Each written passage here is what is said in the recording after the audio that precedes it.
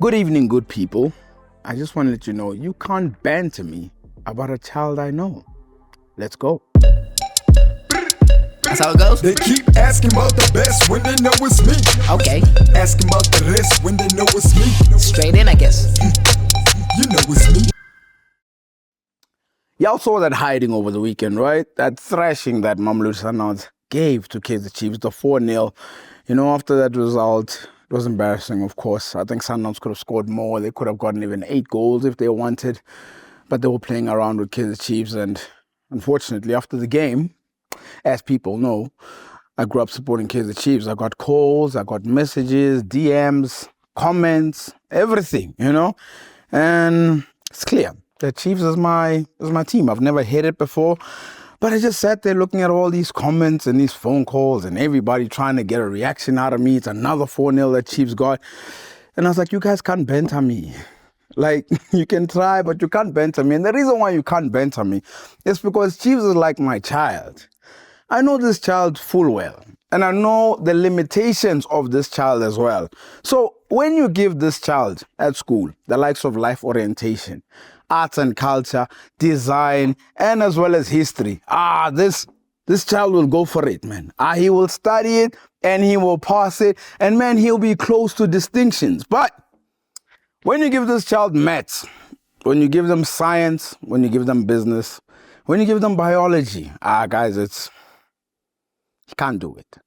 He absolutely can't do it. And the exam this child wrote over the weekend was maths. He can't do trigonometry, this guy. Algebra at all, can't even. So when I saw that happening and the son comes back with 37%, guys, like, I know. This is where the child is at. Y'all can banter other fans about it, but I know where this team is at. This team is nowhere near ready to be the top A student in the class. So the thing is with this child of mine, he's got to go to classes, right? He's got to get a tutor as well. And also, he can't be going out on weekends. And if he also does his homework too, he should be in a good place. But if he doesn't do those things over the next coming years, this guy might find himself in grade 3 for the rest of his life. It was great back in the day, right? You know, passing back in the day. But now, man, he's finding it hard to get out of primary school. And that's the reality of it. One thing I'll tell you is I'll always love my son. Always. You'll always be my son. And has he embarrassed me over the last 10 years? Without a shadow of a doubt. But if I was to tell this kid one thing, if you're trying to be the top student, like I said, you have to be able to put in the work. And that's why I put out that video over the weekend saying to the Chiefs management, whenever you get the chance to up the ante at this club, whether you bring in personnel, players, technical staff, whatever's, you better make sure you do it. January, I can't wait to see what happens there. This next guest we have today had a lot to say about women's football. And I asked her straight up, Kante, where's Chiefs and Orlando Pirates women's team? And she was honest. Another guest on the show of Playing the Field with Chicks. Now, this guest I respect highly, no doubt. When you hear that she's a sports agent, when you hear that she's a sports manager, when you hear that she's a creator, an award-winning, the founder of Bukamuso Sports Agency. I don't know a name to call her because there's a number of names, but I've got Jessica Nkomo here. How are you doing? I'm good, thank you, Shakes. How are you? You're over here, finally. It's been a made it minute. where the big dogs make it. The funny thing is, you've been making such inroads into like football and especially female football. And I was just like, it's great to sort of chat to you. But before I get into that, I need to know, I first met you as Antidiski. What was the inspiration of that name? Because then now we're becoming more professionalized now. Yeah. It was Disky fans, let's be honest. So I went by the name Anti-Screw back in the days, right? Yeah. This was before I transitioned into the sports space. And then when I transitioned into a sports space and I became like a figure in the sports space, that name just didn't align, you know? I felt like I needed something that really has some brand alignment. That makes sense. Like Anti-Disky, somebody will get it. But then I was like, how do I transition from a whole Anti-Screw, which is now a name, and people know me by, to a completely different name. So I was like, let me remove the screw part and leave the anti part and then a lot of fans used to call me Diski, my security mo jareteng ha ke kena. They'll be like, oh, show Diski, because I just love Diski. So I was like, it just makes sense. And like, it's not creative spirit at that time. So I was like, Auntie Diski, and that's just how we came about with the name. That's interesting. That's interesting. And then I was actually doing my homework and I couldn't believe this was actually true. The first sports agency for females in the country, Bukamoso Sports Agency. Is that true?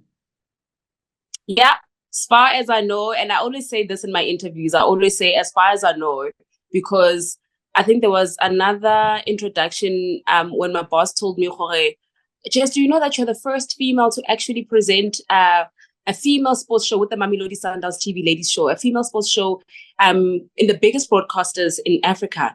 And I took it in, but I was like, that I know of, you know what I'm saying? So that I know of is the first in the country at that particular time. I don't know if some have come, because I always say, guys, we need you guys. There's so many women that are coming through our DMs that we can't represent. Please blend the agency. I've seen a couple of females now starting to get representation from other agencies or agents or representatives, but I don't know if they solely just focus on those females, or maybe there's guys as well and they've just onboarded females. So at this current moment, I'm not too sure. Some have already entered that space. I was happy for you because you're obviously like, this is such a great thing. I think like that needs to be celebrated. Now I can see why I'm seeing awards to Jessica every single year. It sort of makes sense when I watch G Sports Awards and I'm like, she's winning every year and I'm happy for you with regards to that.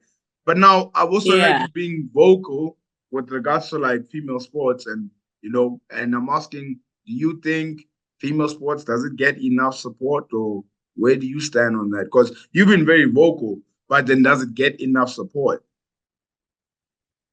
Of course it doesn't. Like if it did get enough support, I don't think we'd be making as much noise as we are on social media or any other platforms to try and, you know, close the visibility gap for female athletes. It's not, and it's coming from all different aspects, from supporters' side as well, you know. People don't go and watch these games. The games are free.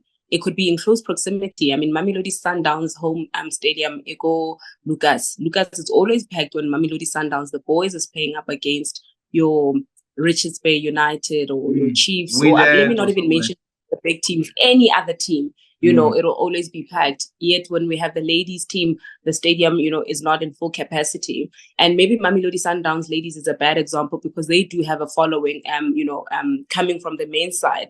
But a JVW and a TUT, which happens to be also got Pretoria, if you're talking about TUT Matsatsansa home grounds, UJ go Soweto. I mean, Soweto, you know, we have a large population of fans that are based in those places. So I think from the supporter side, from the corporate side as well, investors, you know, it's always been Sasol. You're just going to see your telecoms and your momentums. It's a few that you can count, less than 5 that have come on board and said we are going to give support in order for us to put that little bit of financial injection into the space.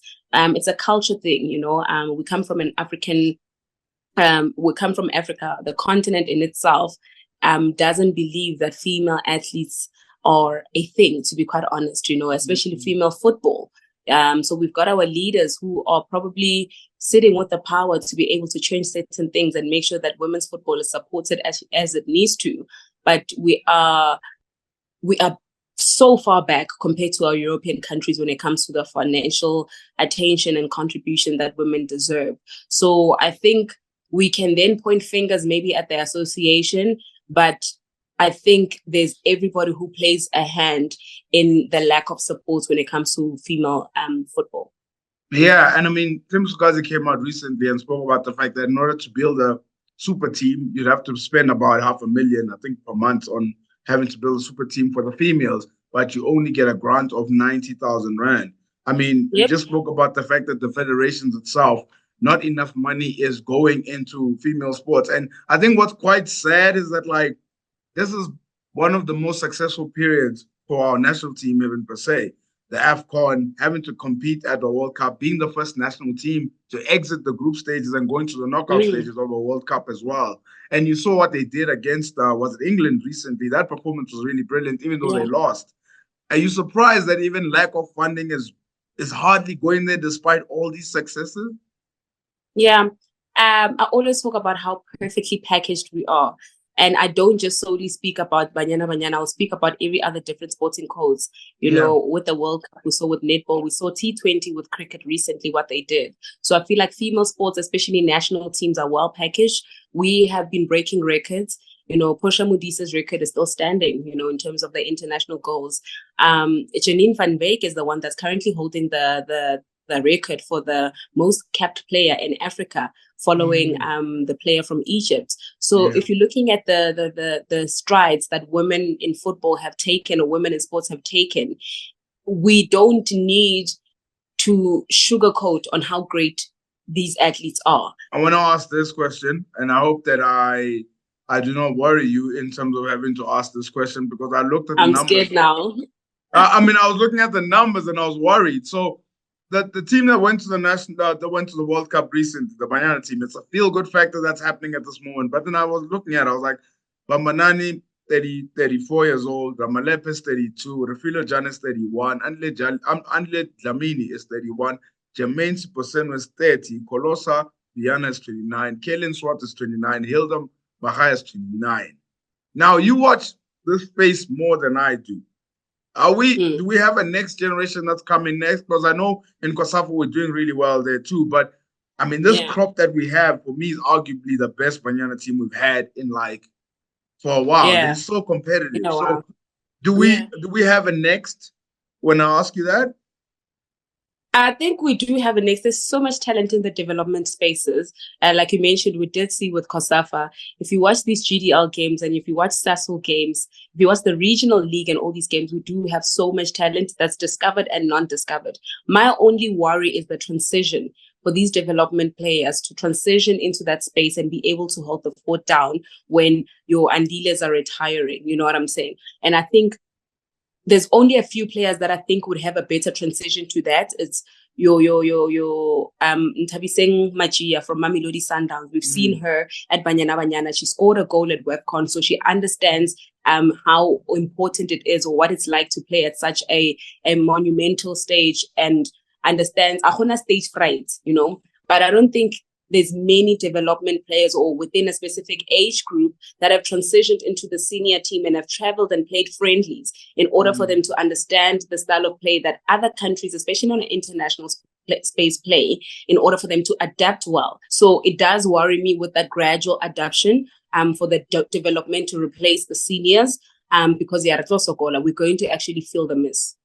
Yeah, no doubt about it. I mean, even you look at our own players as well, Jermaine and Tembe and Refilo Jana. Every time when they play outside there and they gain that further experience, they bring it back to the national team. They get a lot better as well in terms of that international space that they're playing in. But now I wanted to ask this regarding the coach. Every single time Banyana lose, and I mean like every single time, and I feel like sometimes us fans were ungrateful for the recent success that has come in.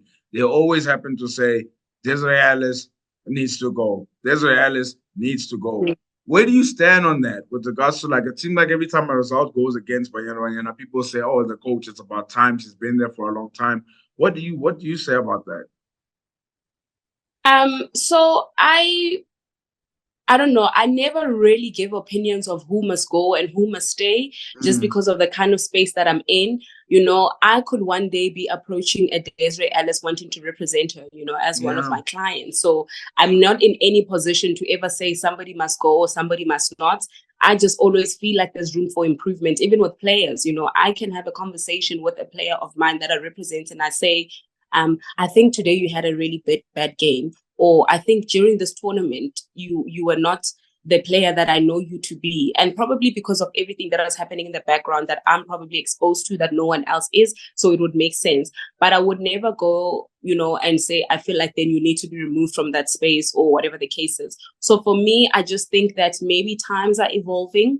And there's always just room to learn new different coaching tactics.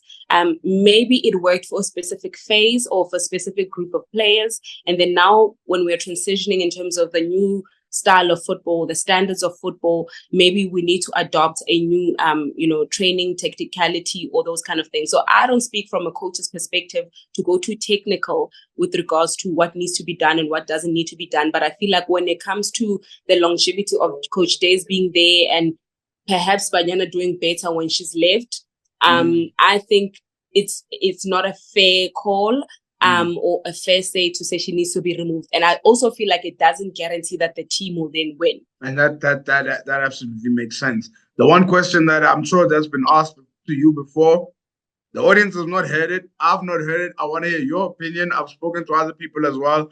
Why doesn't Chiefs and Pirates have a female soccer team? Yeah. Why? When's the Yeah. What's happening there?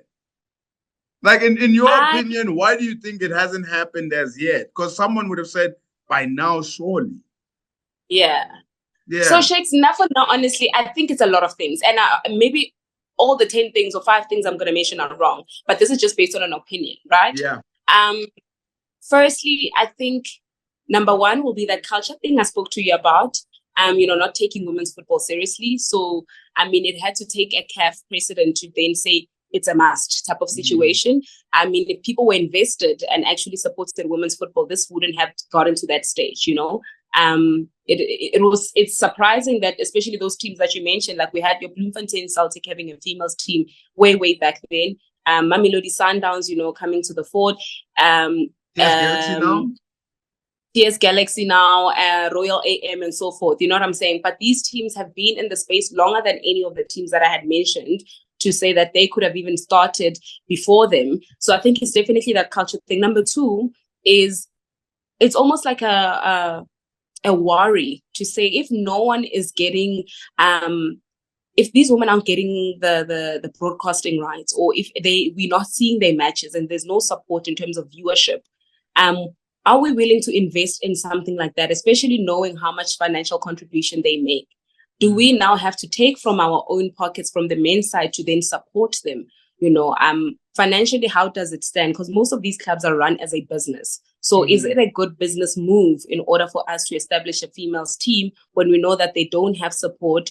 We don't get chances to actually see them unless you watch them on a Sunday afternoon on SABC1, and it's only a couple of games. It's not all the games. So it's definitely that. And number 3, I really think it's got to do with just how the league is set up. A lot of people haven't really invested in actually watching the league, seeing the teams, seeing how competitive it is. I don't think they've transitioned into the sports or the space to understand the league. And maybe because it's not a professional league, so no one really takes amateur league quite serious. Maybe if this was a professional league, then they would have a different attitude towards it. Those are the only reasons I can try and come up with to say, well, maybe this is why they haven't. At least Kaizer Chiefs has come to the public and said, listen, it's in the pipeline. We can't, give a date as to when, but it is in the pipeline. Perhaps they're just trying to do enough homework. No, what's that swag? Serious. They're taking too long. But I will say this, I've got 2 last questions that I have for you left. You've been to Chlorkop. I've seen you on Masanda One TV as well, which is great. And you had your comments and everything like that. Now they've got a successful women's team and they're winning in the men's side as well. Just break it down to us, because maybe you've been there, you've seen what the mentality is like. What makes Sundowns so successful? It seems like they take this football thing very serious. When you're in there, what is it that you saw that you're just like, okay, I get why they win like this? Yeah. So enough for now, guys, it'll always be investment. If you invest in something, you are definitely going to reap rewards. It's like, let's just put it in a working environment dynamic. Happy employees, happy life. There's no way that your employees are going to underperform, come to work late, look at the clock when you're taking care of them. When you're a good boss, that's making them feel appreciated, making them feel loved, and making them feel rewarded in the work that they do. And you're obviously attracting other employees from other companies to come and want to work in your company because your employees are driving nice cars. That means they are able to afford those nice cars. They stay in nice apartments or whatever the case is. They have a nice lifestyle. So I'm not getting this side. Maybe I must go that side. So I think their house is in order in terms of looking after their athletes. And I'll speak confidently maybe in the women's side because that's where I actually work. That's the space I work in, to say, if you look at a match day between a Richmond United and Mamelodi Sundowns, in terms of the entrance, there's so many things that you can see that you would wish Richmond United could also have.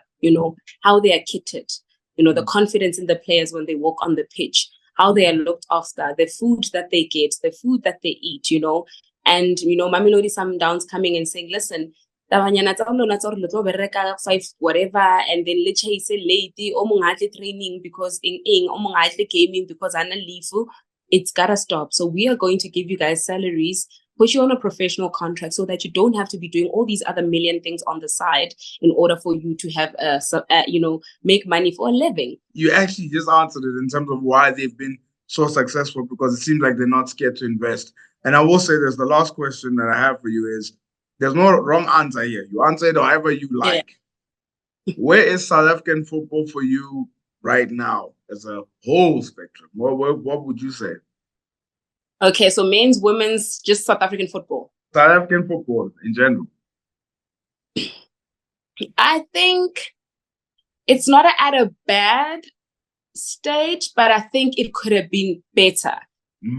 So at Foot Africa, the show that I do, we talk about African football. Our business is just African football. And if you look at when national teams were established and how many people have actually qualified, or nations have qualified for AFCON and that kind of thing, how much investment, looking at our league in the African continent, how well it's run. I mean, PSL is one of the best run clubs, leagues, which you would suppose then graduates those players in the league that are doing exceptionally well into the national team to represent us better, and that comes from the women's side as well. We also stand in a position where we have one of the best leagues, as much as it's an amateur league, but on an African scale, we stand in the same length as your Morocco's and all of that.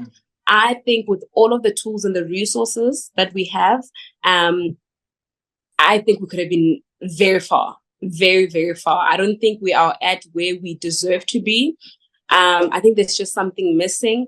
If you look at your Nigerias and how many international players that we have from all these countries who are playing overseas for PSG, for Barcelona, for Inter Milan, and all of those kind of things, South Africa has a lower number compared to all these other African countries when it comes to players playing overseas. And maybe this is why now South African football hasn't taken the trajectory that it needs to, because maybe we never go out there and get the experience, and we never go out there get the exposure, and maybe equip ourselves with better techniques and skills to come and invest back into the game in South Africa. So that could possibly be a reason, but I really think that we are not where we deserve to be. Amazing.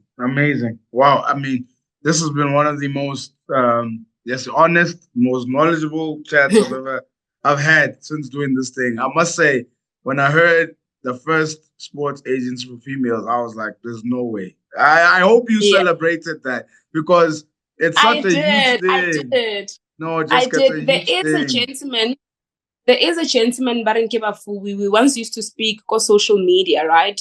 On Twitter, X is just everyone's space for football. Yeah. He also does. I don't know if he is a full-time agent or he's a manager or he's a representative. I know he was in the netball space or whatever the case is. Oh, and he came one day. He's like, agency represent the females. So I don't want to upset him again. I think he also is in the same space with the women. I just want to give him his flowers before he comes and says, "Oh, what shakes him?"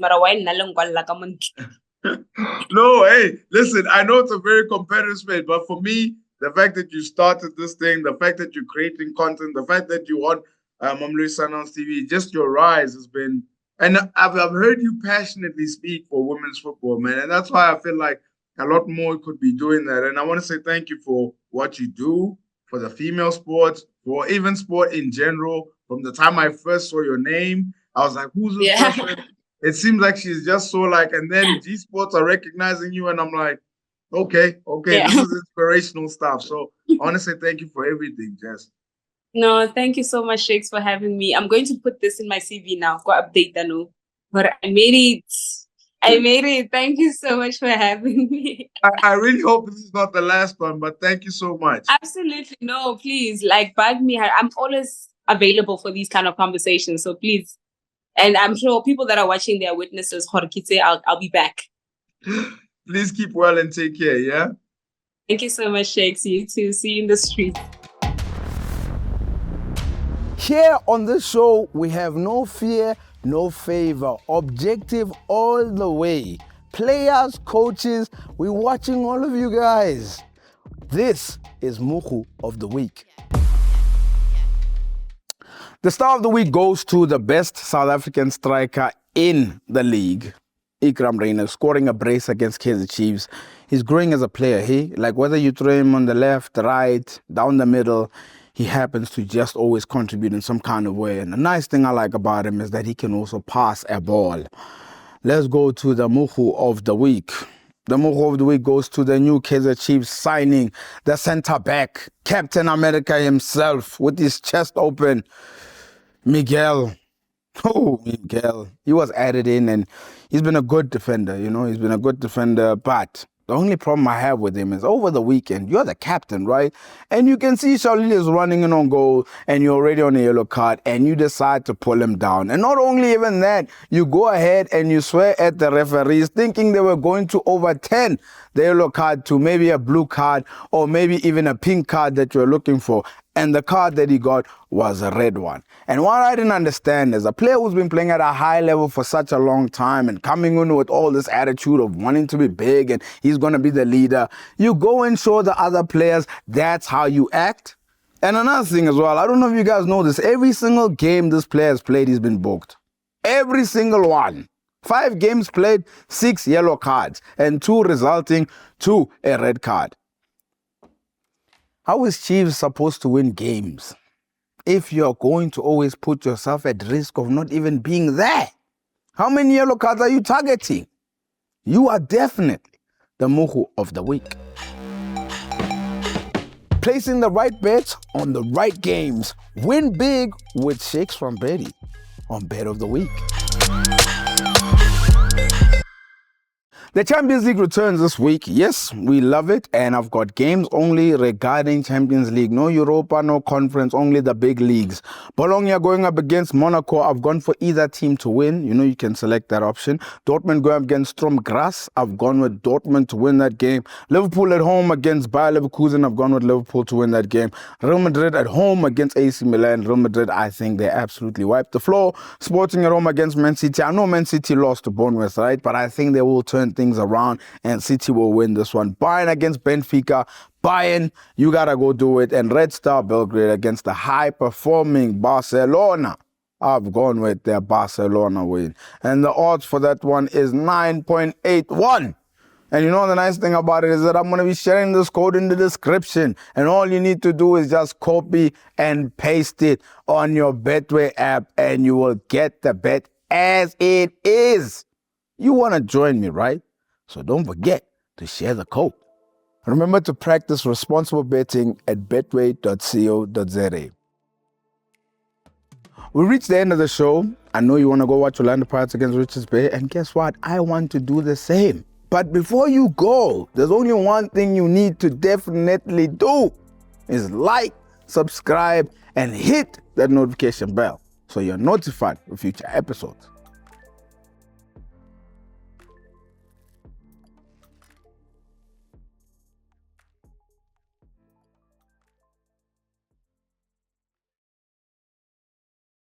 Hey, Taola. All right, here we go. Go Betway ba tshepela gore o tshwantse o betšhe ka tsela e nepagetseng. Ka nako e nngwe o tlamehile gore o ikhule hanyane. Ka nako tse dingwe O ska leka go busha tše di latlhegilego.